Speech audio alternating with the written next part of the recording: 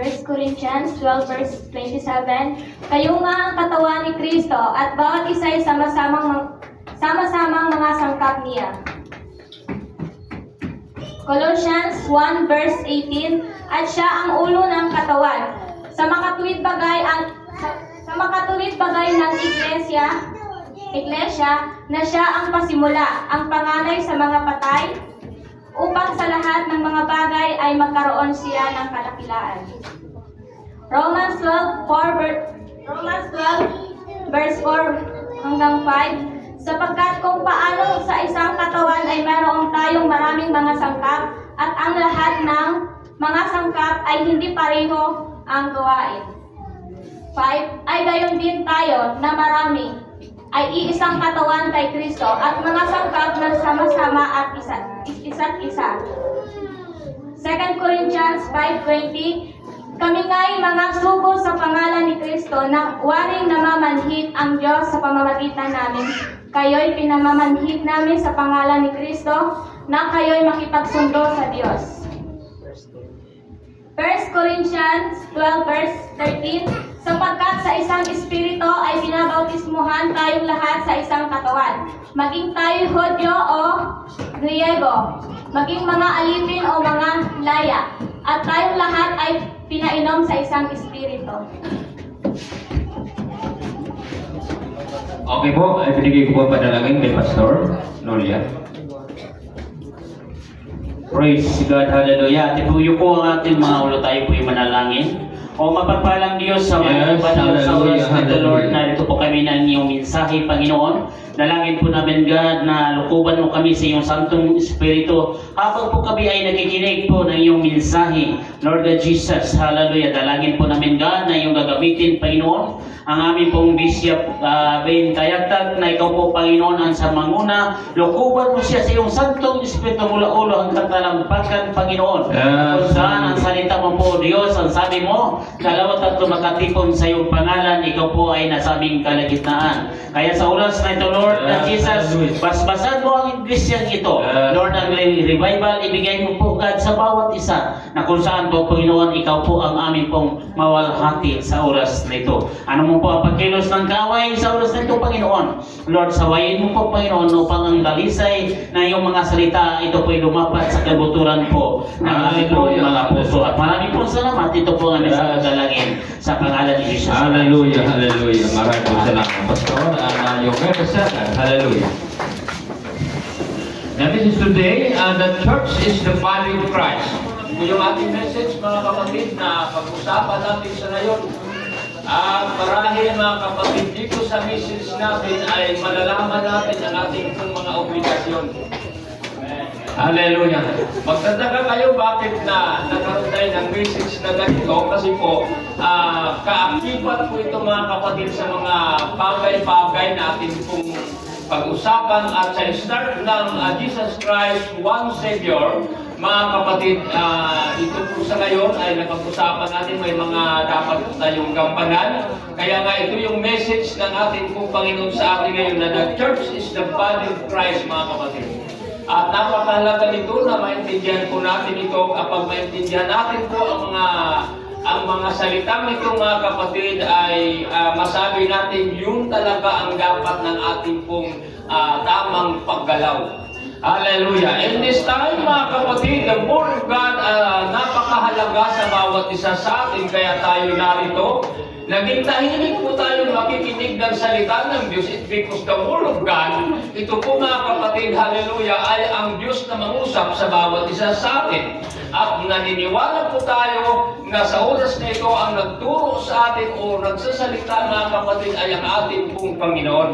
Ang kausap natin dito ay hindi si Pastor Tayagtag, kung hindi ang ating pong Panginoon. Siya yung may authority, mga kapatid, na magturo sa atin upang tayo, mga kapatid, ay maging matagumpay ang ating spiritual at makarating tayo doon sa lugar na ating pong tinutumbok. Nasabi ng ating lecture kanina na mayroon tayong tahanan sa langit. Hallelujah. Sa langit, mga kapatid, sa ating pong pagtatalakay, At masabi natin na napakaganda ng magiging resulta kung mahanda tayong sundin po natin yung kalooban ng ating pong Panginoon. Hallelujah! Kapag tayo po mga kapatid ay sumusunod sa will ng ating pong Panginoon, ang langit na inihanda ng Diyos mga kapatid ay makakarating po tayo doon. Doon po tayo pupunta. Yun ang ating discrimination mga kapatid. At mula doon, mayroong sinasabi mga kapatid na sa mga mananampalataya, sa mga Kristiyano, tayo ay hindi taga dito mga kapatid. Amen? Kundi tayo po ang resident natin mga kapatid ay langit. Kaya inalam natin sa lecture natin na ang langit na gusto nating tahanan at doon pala mga kapatid lahat ay wala ng problema. Doon pala mga kapatid yung ating kalungkutan ay papawin. Doon si Sister Jocelyn ay wala ng karamdaman. Kaya nga doon ay ang ating mga luha ay kanyang pupunasan. At doon sa lugar na yun, matatamo natin ang buhay na walang hanggan. Hallelujah! The word mga kapatid, o everlasting life mga kapatid, hallelujah, doon sa langit, sure na sure, matutupad mga kapatid dahil doon ay wala ng kamatayan. At napakaganda ng lecture mga kapatid dahil sinuturo sa atin in the book of 1 Thessalonians chapter 4, 16 up to 17 na ang Panginoon, siya po ay bababa mga kapatid sa alapaap at ang lahat ng kanya pong kinalulugdan, ang lahat ng mga anak ng Diyos ay sasalubong sa atin pong Panginoon. At kung saan po ng Bible mga kapatid, the book of John chapter 14 na kung saan mga kapatid ang Panginoon, siya din, nandoon din po tayo. Amen. Kaya yun ang atin pong ipinaglalaban, Pastor Nolia. Kaya although daw na mayroon pong mga persecution o temptation sa buhay, mga kapatid, lumalaban po tayo. Tinutulak ni Pastor Nolia dahil ayaw niya mapunta sa impyerno. Pastor Joel, kaya mo bang itulak? Pag mayroon pong manunukso sa iyo, kaya itulak. Sabi ko ba, huwag nila akong subukan. Huwag nila akong subukan. Pagdating sa ganyan, Pastor, huwag nila akong subukan dahil mapapahiya lang sila. Hallelujah. Mga may tsura na katulad ni Brother Aromel. Hallelujah. Yan ay mga mukhang kabuling. At kapag hindi yan mag-iingat, di yan mapunta sa langit. Totoo, Brother Aromel. Mag-imin ka kasi. Pagka hindi yan mag-ingat, di yan makapunta sa langit. Yung may mga itsura. May mga taong tuksuhin. May mga taong dinalapitan ng kaaway. Kaya kapag ikaw ay hindi magpursiging lumaban, mga kapatid, may posibilidad na tayo po ay hindi makarating sa sinabi ng Jesus, ako'y papunta doon. Ipaghanda ko kayo ng dakong kalalagyan. At kapag naihanda na ito, muli akong paparito. At kayo ay aking kukunin at kung saan ako naroon, nandun din kayo. Kaya yun na ating kung pinaglaban sa ngayon, Brother Kikim. Minsan dumanas sa'yo ng kahinaan. Bumangon tayo dahil sa alam naman po natin talaga gusto nating puntahan.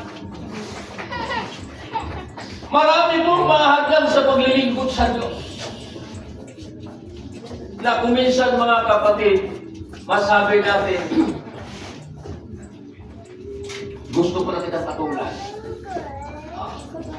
Pero swerte dahil mayroon tayong Panginoon. Hallelujah. Kaya the church is the body of Christ, mga kapatid. Now, paano maintindihan po natin mga kapatid, kung ano yung ating pong pag-usapan sa message po natin, the church is the body of Christ, mga kapatid. Now, ye are the body of Christ, and member in particular, Particular.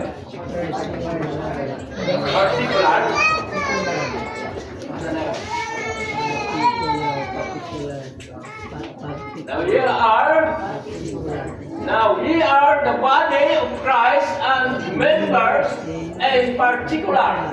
Particular. Particular.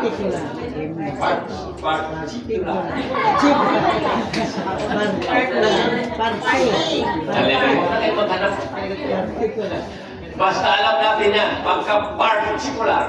Particular. Particular. Particular. Okay yan. Okay, kasi yung mga hindi nag-aral, kaya matitigan mo muna yan. O, pag hindi mo titigan yan, ay mahirapan tayo. Pero okay lang sa inyo, magpasalamat kayo sa Diyos.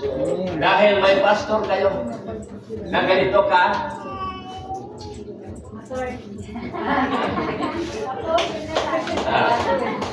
Di ba, Brother Makmak? Pasalamat kayo, may pastor tayo, di ba? Kasi kung walang pastor, di ba sabi sa Bible, mangangalat kayo. Kung walang pastor, magkalat man yan. Pero pag may pastor, maiipon yan. Diba? Kaya yun na lang po natin pong ipagpapasalamat. Kaya yung minsan mga kapatid, lalo at maluwag yung pustiso, napakahirap talaga magsasalita. Hallelujah. Puri ng Diyos. Now, sabi nga po dito, para maintindihan natin, sabi nga po mga kapatid na kayo nga ay katawan ni Kristo at bawat isa ay sama-samang mga sangka. Ano po ba mga kapatid ang tinutukoy po dito? Ang katawan mga kapatid ay mayroon siyang tinatawag ng mga sangkap. Anong sangkap mayroon ang katawan? Particular. Hallelujah. At ito mga kapatid, nalalaman naman po natin kung ano ang mayroon pong sangkap sa katawan. While the church is the body of Christ, kung ang iglesia, ito yung katawan ni Kristo mga kapatid, ang iglesia, sabi na po natin, ito yung ating katawan. Sapagkat the 1 Corinthians chapter 6 verse 19, kung hindi ako nagkakamali, hindi ba ganinyo nalalaman na ang inyong katawan ay templo ng Espiritu Santo? Hallelujah. Tama ba yung pinagsasabi ko? Pagkamot ba mong Biblia, kaya masabi niyo tama, si Pastor. Di ba din sakto? Hallelujah. Pero tama, ano? Okay. Hallelujah. Tama yung ating pong binabanggit. In the book of 1 Corinthians chapter 6, verse 19, mga kapatid, na ang ating katawan ay templo ng Espiritu Santo. Kaya the church is the body of Christ, mga kapatid. Kaya ang katawan ng Lord, sabi nga po dito, now ye are the body of Christ. Tayo po mga kapatid ang katawan o ang iglesia ay katawan ng ating pong Panginoon. Ngayon, ang katawan po natin mga kapatid, mayroon itong mga ibang-ibang mga sangkap. May nagsama-sama ang mga sangkap sa isang katawan. Hindi tatlong katawan. Hindi dalawang katawan. Isang katawan lang. Kaya ang atin pong nakalagay dyan, one Savior. Mga kapatid, isa lang ang talagang pong tagapagligtas. Walang iba. Amen? Walang ibang katawan o pangalan na ibinigay sa silong ng langit na sukat ng ating ikaliligtas. Isa lang. Hindi po tatlo. Sabi ni Brother Julian, mga 3-in-1 daw yun. Nagsasabi ng mga ganon, 3-in-1. Blanca. Hallelujah. Mga nagsasabi ng ganon, parang sabi po natin mga kapatid na okay na lang yun kasi yun naman po talaga ang kanilang araw at hindi tayo pwedeng mag-judge doon. Kung ano yung nalalaman po natin, yun yung atin pong ipagpapatuloy sapagkat yun yung atin pong practice sa Biblia. Kung nalalaman natin na mayroon pong isang katawan, mga kapatid, praise God, at ito ay marami pong mga sangkap. Naniniwala ba kayo mga kapatid na sa langit ay may trono? May trono? Ilan ang trono sa langit? Ang upuan. Isa lang. Kaya pagkatatlo, Diyos Ama, Diyos Anak, Diyos Espiritu Santo, kawawa ng dalawa, walang upuan. Walang upuan. Kaya nga, sabi nung ano ba yung mga ganyan, mga walis-walis na yan? What is the definition of a word of walas? Walis-walis. Hallelujah. Ang walis kasi mga kapatid ay nagtukuyan na tayo ay naniniwala na mayroon lang tayong isang Panginoon. Hallelujah. Kaya nga, ang ginamit natin is one God tayo mga kapatid. One God believer po tayo. Hallelujah. Kaya po, dito po ay pinag-usapan natin, hindi naman po pangalan, hindi ay katawan.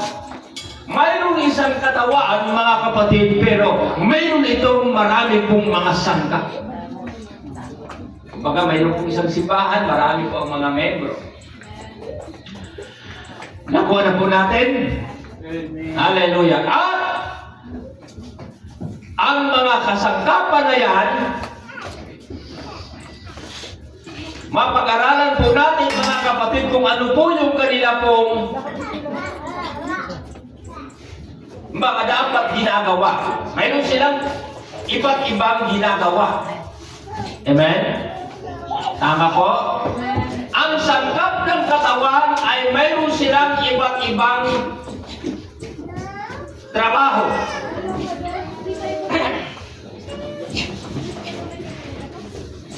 Ang katawan mga kapatid, pag wala siyang kamay,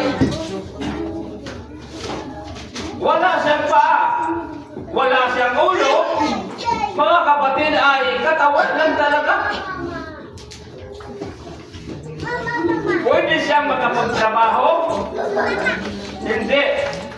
Now, sa pamamagitan ng mga sangkap ng katawan ay doon mga kapatid, praise God, na nagkaroon ng pagkilos, nagkaroon ng paggalaw, nagkaroon ng pagganap. Mga kapatid, praise God, kung ano po yung dapat gagawin. Kasi po, nandoon ang mga sangkap sa katawan. Kaya the church is the body of Christ, mga kapatid. Ito po yung atin pong napag-usapan na sabi nga po dito mga kapatid. Kayo nga ang katawan ni Kristo at bawat isa'y sama-samang mga sangkap niya. Hallelujah. Kayo nga ay isang katawan ni Kristo at bawat isa sa atin mga kapatid ay mga sangkap niya. Hallelujah. Kaya kung baka mga kapatid, ang salitang mga sangkap niya ay hindi siya singular. Amen? Pag hindi siya singular, kasi po mga sangkap niya, marami po mga kapatid ang kasangkapan sa katawan. Hindi po isa. Di ba ang katawan, mayroon siyang ulo, mayroon siyang mata, mayroon siyang ilong, mayroon siyang tainga, wala pa kakaambak sa liyo. Pero, mga kapatid, ang dami na po yung ating napapansin sa isang katawan.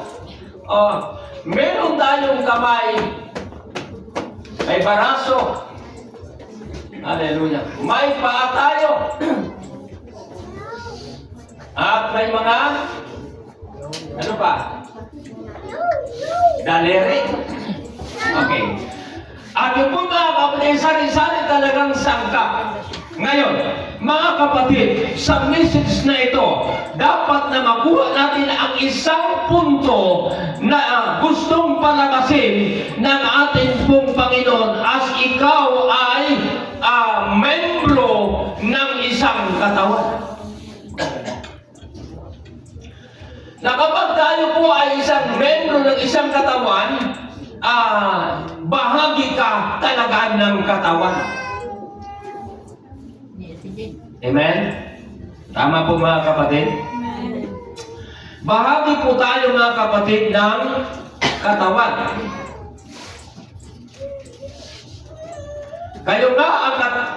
Kayo ang katawan ni Kristo at bawat isa ay sama-samang mga sangkap niya. Kaya lahat po tayo ay sangkap mga kapatid sa katawan. Kung tayo ay katawan o iglesia ay katawan ni Kristo, tayo po ngayon ang nagiging mga sangkap. Okay po, salihan na po natin. Christ is the head of the body. Hallelujah. Alam ba natin yung salitang Christ is the head of the body? The book of Colossians chapter 1 verse 8.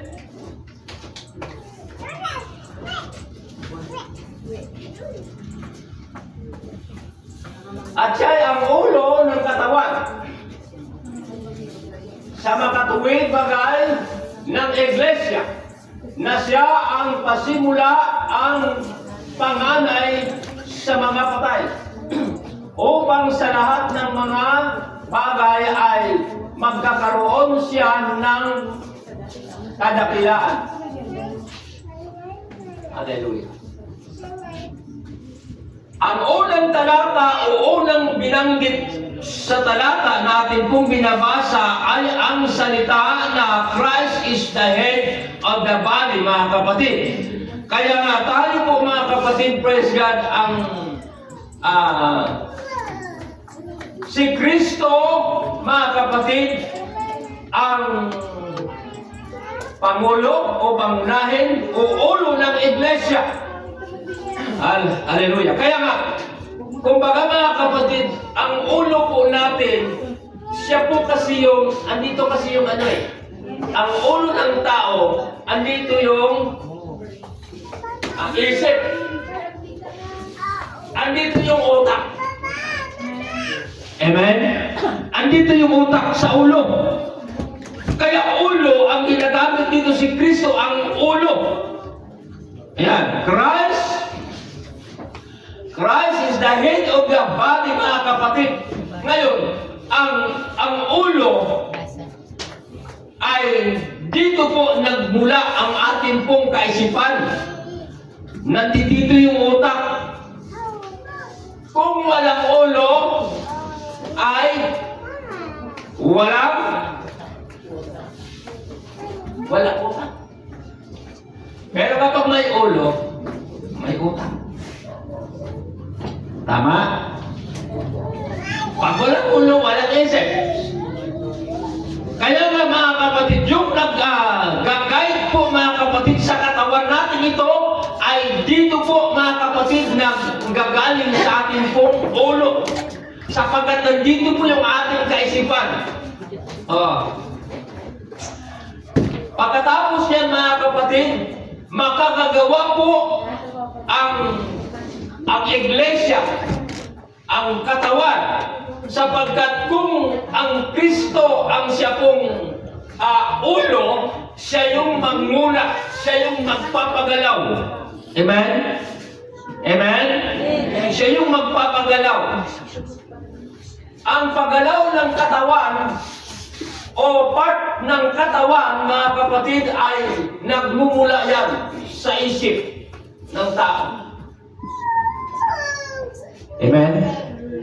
Kaya nga kapag wala po ang ulo, kaya nga si Kristo ang ulo, mga kapatid ng iglesia, dahil siya po talaga ang manguna. Siya yung nagpapagalaw. Mga kapatid, praise God. Halimbawa, sa ating pong katawan, kung wala tayong ulo, paano mga kapatid gagalaw yung ating kamay? Di ba hindi gagalaw? Di gagalaw. Kasi wala ulo eh.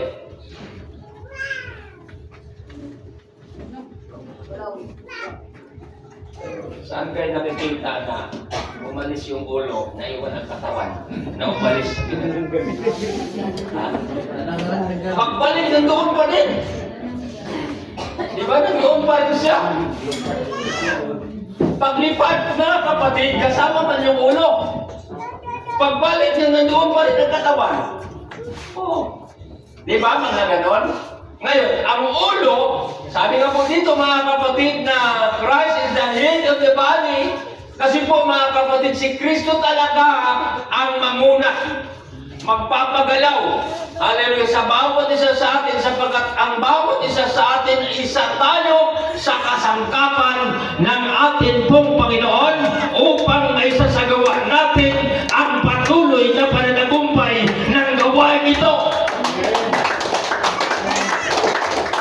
Hindi po, mga kapatid, magiging success o hindi pwedeng sabihin na magiging kumpleto kung wala kayo. Mayroon bang sabi na kumpleto talaga kung wala naman? Halimbawa, mga kapatid, nagkaroon ng members, mga kapatid, ang church ng 60. Tapos, nagiging 59 ang nandun. Kumpleto ba ang tawag doon? Di ba hindi? Hindi po kumpleto. Ngayon, ibig ko pong sabihin, ang ating katawan ito, mga kapatid, mayroon tayong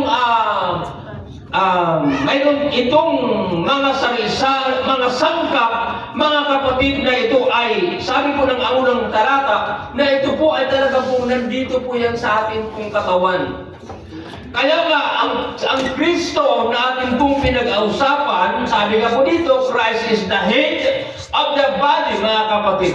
Kaya siya po yung, talaga po si Kristo, ang Pangulo ng Iglesia or katawan. Hallelujah. Kaya ito po yung ating pong pag-usapan.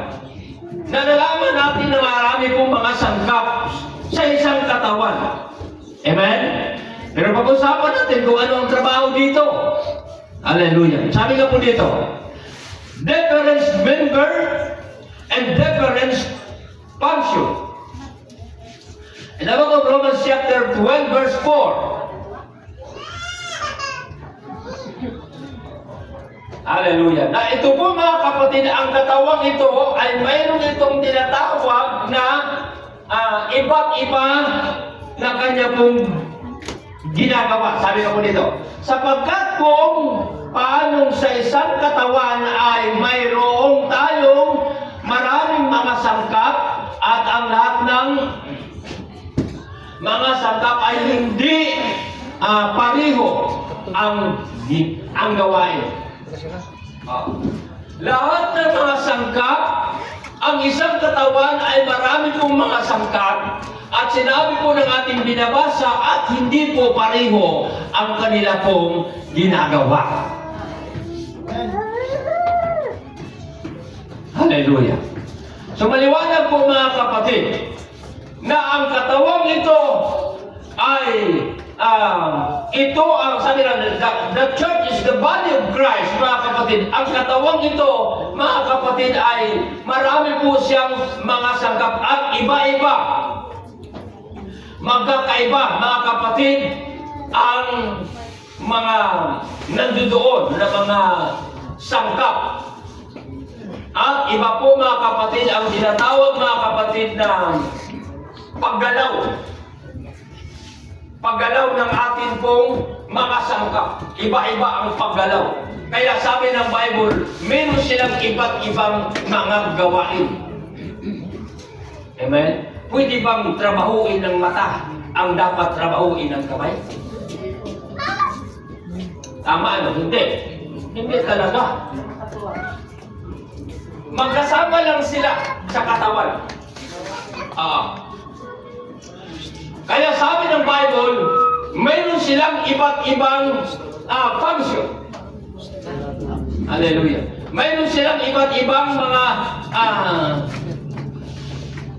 ginagawa. Ang katawan, mga kapatid, hallelujah, nandoon ang kamay, andoon ang paa, ang ulo, ang tainga. Pero mayroon silang iba't ibang mga trabaho. Siyempre, iba ang trabaho ng mata. Ang trabaho ng mata ay magtingin-tingin. Di ba? Ano ba trabaho ng mata? Magmasid. Ang trabaho ng ating bibig ay hindi trabaho ng mata. Anong trabaho ng bibig? Magsalita. Mag-kwento-kwento. Mag-chismis dyan. Kung ano ang sasabihin. Yung trabaho ng mata, ng bibig. Kaya nga sabi ng Bible, mayroon silang iba't ibang function, mga kapatid. Mayroon siyang iba't ibang mga ginagawa. Hindi pareho. Ibig kong sabihin, sa isang katawan, ang lahat ng mga nandoon, members of the body, mga kapatid, isang part ng ating katawan, ito po ay mayroon silang iba't ibang trabaho. Pwede ang iba bumili ng tinapay, pwede ang iba mag-inom ng tubig, pwede ang iba magkuha ng baso.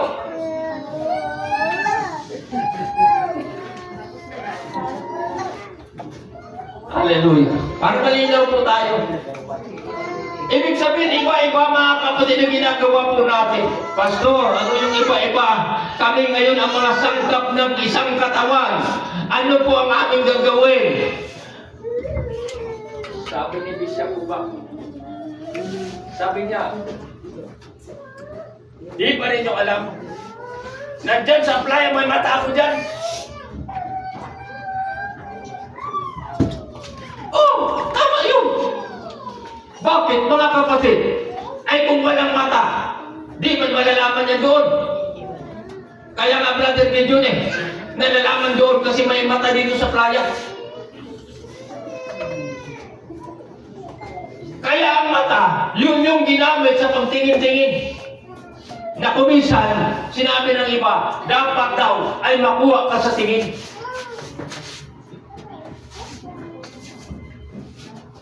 Yun yung mata, mga kapatid. Ang mata, minsan, yun yung minsan ang nagdulot sa atin ng pagkasira, Pastor, ng ating pananampalataya. Pwede ba, Brother Makmak, makasira ba yung mata mo? Sabi ng Bible kung makasira yan, dukitin mo yan. Kasi yung mata, nagagamit yan sa maganda. Pero minsan mata mo, nagagamit din yan sa hindi maganda. Naintindihan mo ba natin? Parang cellphone. Yung cellphone nagagamit sa maganda. Pero minsan ang cellphone nagagamit din sa pangit. Yung mata, minsan nagagamit yan sa pangit. Minsan nagagamit din sa maganda. Pero ang tinutukoy dito, ang lahat ng mga sangkap ng katawan ay mayroon silang iba't ibang mga ginagawa. Pastor, di ko na gets. Ibig pa sabihin, ibang trabaho ni Brother Gideon at iba rin ang trabaho ni Brother Joey. Pagdating sa kanya, kung si Brother Joey, marunong siyang magmason. Si Brother Gideon naman, hindi naman siya marunong magmason. Pero marunong siya mag-drive. Ano gagawin niya? Di mag-drive siya. Sabi ko, Brother Joey, kailangan mo ang simento. Bumili ka. May sasakyan yan, i-drive mo. Nakuha natin. Okay po. Ngayon, mayroon pong iba't ibang mga trabaho ang bawat isa sa isang sangkap ng katawan. Ngayon, mga kapatid, kuminsan sa church, may mga bagay na doon tayo nagkakaisa. Amen? May mga bagay na doon tayo nagtutulungan. Hallelujah. Sapagkat lahat naman po tayo ay may mga sangkap. Amen? Pwede ba ang sangkap ng isa at gamitin ang isa ding sangkap ng isa? Alam natin mga kapatid na yung ating pong sangkap ng ating katawan ay mula sa Diyos na binigay sa atin para doon makita mga kapatid ng ating pong Panginoon na tayo ay makakagawa sa Kanya pong kalooban at kung ano man yung plan ng Panginoon ay makikita sa lahat ng sangkap ng katawan. Hallelujah. Hindi naman po pwede mga kapatid, praise God, na hayaan na lang natin ma-standby yung ating sangkap ng ating katawan. Di ba mayroon tayong mga paa? Yan po yung ating nilalakad. Sa gawain ng Panginoon, yan ang ating pong ginagamit kung saan tayo pupunta. Nakakarating po tayo. Iba yung kanyang trabaho kasi ang mata hindi naman niya marunong lumakad. Di ba? Hindi naman niya marunong maglakad. Kaya nga, sabi po dito mga kapatid, praise God, na sinasabi nga po dito, different member and different function. Hallelujah. Ang bawat isa sa atin mga kapatid ay meron po tayong tinatawag mga kapatid na iba't ibang paggalaw. Iba't ibang paggalaw. Hallelujah. Mayroon tayong iba't ibang mga ginagawa. Yun po yung katawan na pinag-usapan na in our body, mga kapatid, in the book of 1 Corinthians chapter 6 verse 19, itong katawan na ito, pinananahanan ng Espiritu ng Diyos. Hallelujah. Kaya nga, ang katawan ito, mga kapatid, dapat ito... Anong oras ako nag-start? Brother Gideon. Hallelujah. Anong oras ako nag-start? Sabi ko, magmamadali lang ako dito eh. Hindi ko na napapansin eh kung anong oras ako nag-umpisa eh. 10:15. 10:15 ako nag-umpisa.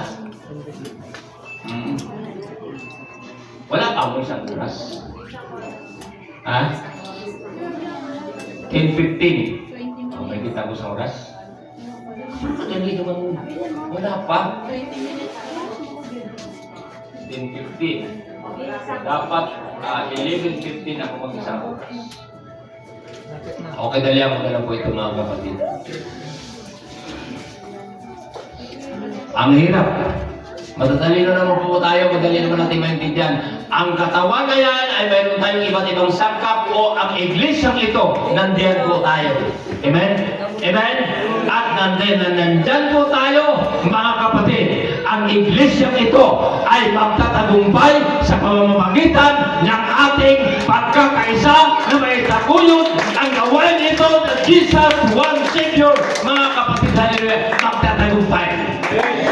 Hallelujah, hallelujah. Marami po tayong pag-usapan kasi, mamaya, hindi ko na lang maalala kung sa pagdating sa meeting, hindi ko maalala. Kaya tulong-tulong po tayo. Now, ano ba sunod mga kapatid? Sa tayo nagbabasa? Romans 12, 4-5 at tayo nagbabasa? Okay, dito po tayo mga kapatid. Dalihan po natin ito. The body has mission. Ang katawan mga kapatid, mayroon itong tinatawag na mission. Alam ba natin mga kapatid na ang katawan may mission?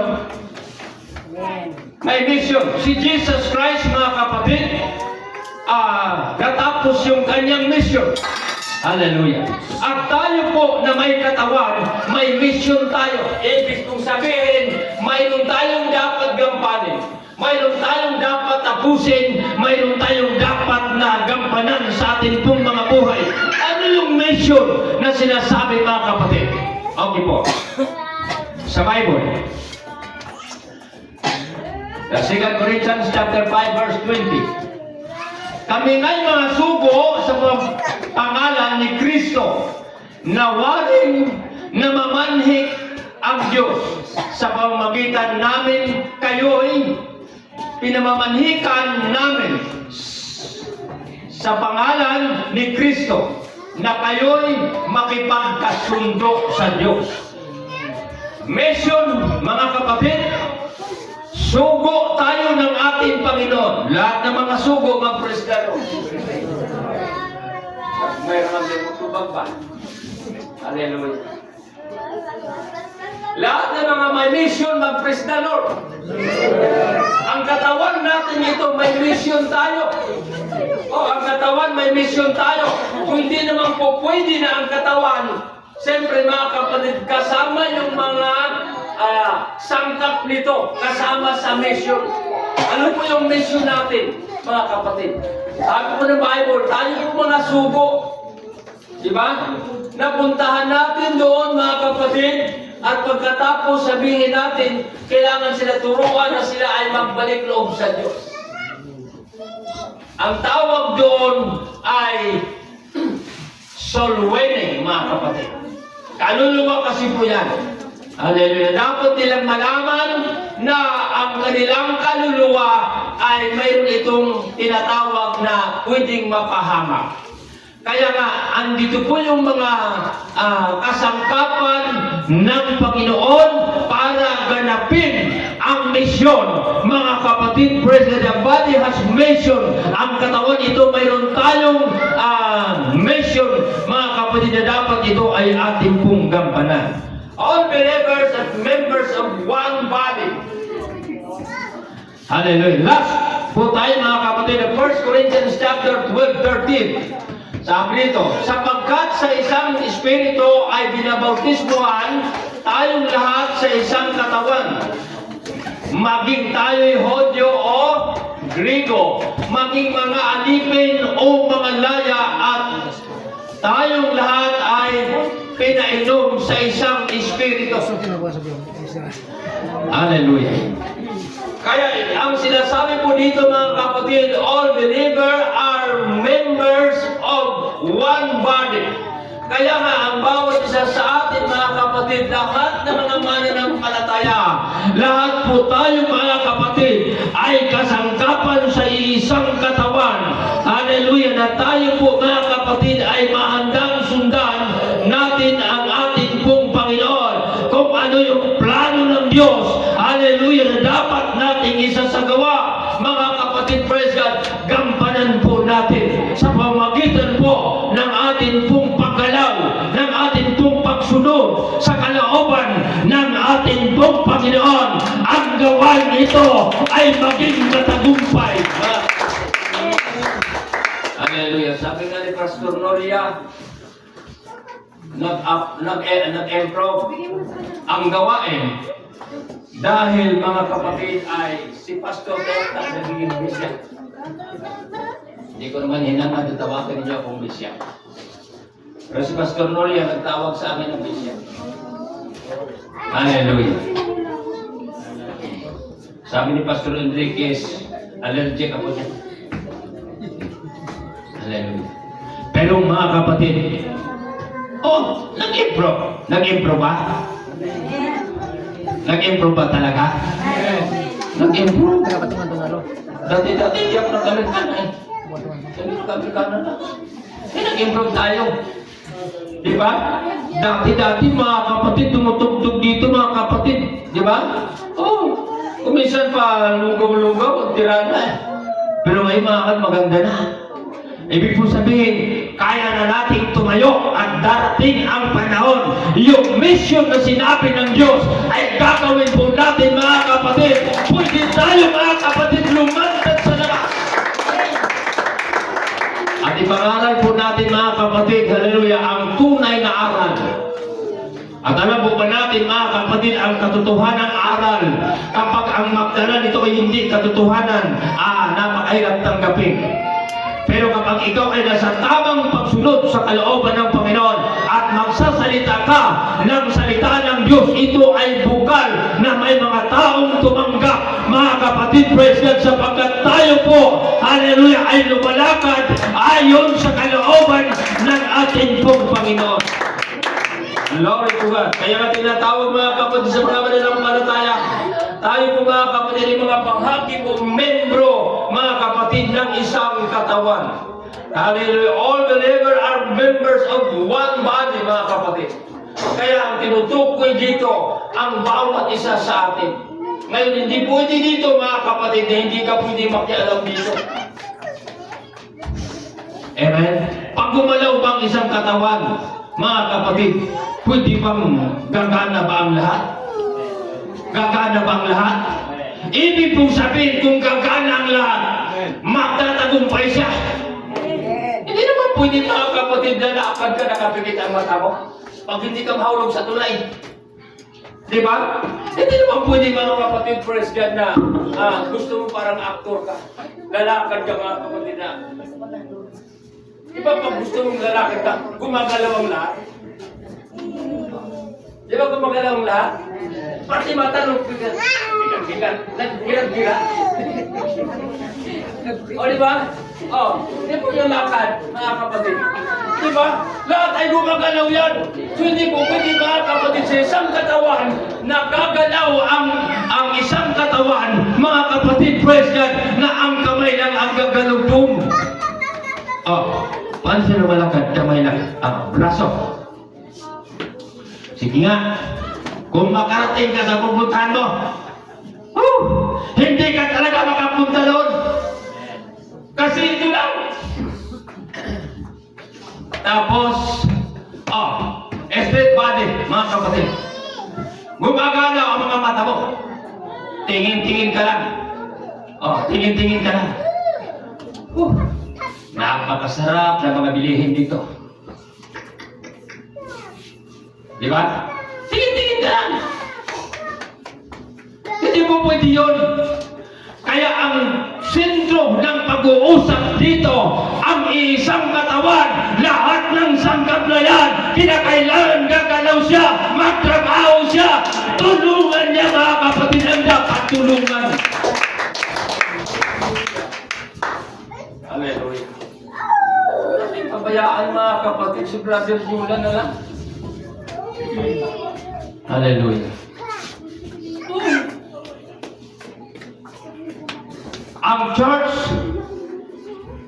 ang iglesia, ay hindi pwedeng tawaging established kung isa o dalawa. Amen? Established ba yan? Hindi. Ang tinatawag na gawain established, nandoon kayo. Lahat ng mga sangkap na yan, lahat ng mga membro na yan, although na mayroon kayong iba't ibang mga trabaho na dapat yung gampanan, mga kapatid, ang ginagawa po natin, ito ay bahagi sa isang katawan, na ang katawan na yan ay ang ating pong Panginoon, na siya naghari sa ating pong mga buhay. Siya yung nagpapagalaw, mga kapatid, at siya yung dahilan, mga kapatid, na kung bakit tayo, hallelujah, ay nabubuhay. Let us stand everyone.